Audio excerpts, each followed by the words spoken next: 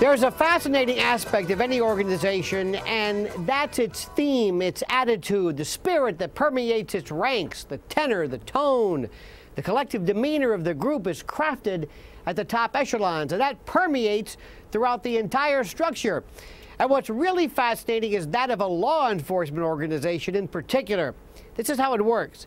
First, there are some people who react very aggressively and most unprofessionally when given the power of the badge. This is the oldest human behavioral phenomenon that has existed since day one. The Milgram and the Stanford prison experiments demonstrated this clearly.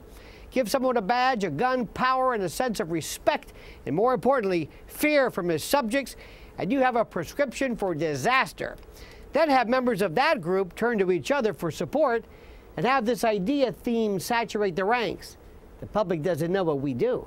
It doesn't appreciate and respect us. And when they get out of line, we have to crack down.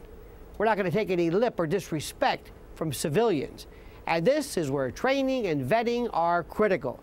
Throw into the mix low pay, lower standards, and you have a recipe for unmitigated, untethered, unregulated mayhem with a badge.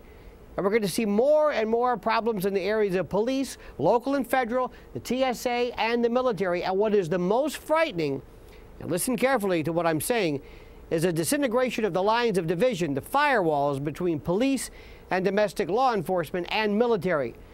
When there's the removal of posse comitatus, the legislation that prohibits military enforcement of a civilian law, and let me be brutally specific, to the leaders of my country, your citizens are losing faith in your ability to safeguard their rights and respect those whom you're charged with protecting.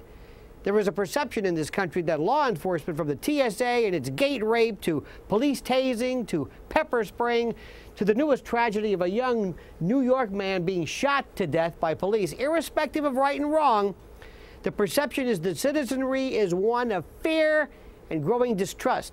And what needs to be done is an absolute restructuring from top to bottom of these organizations.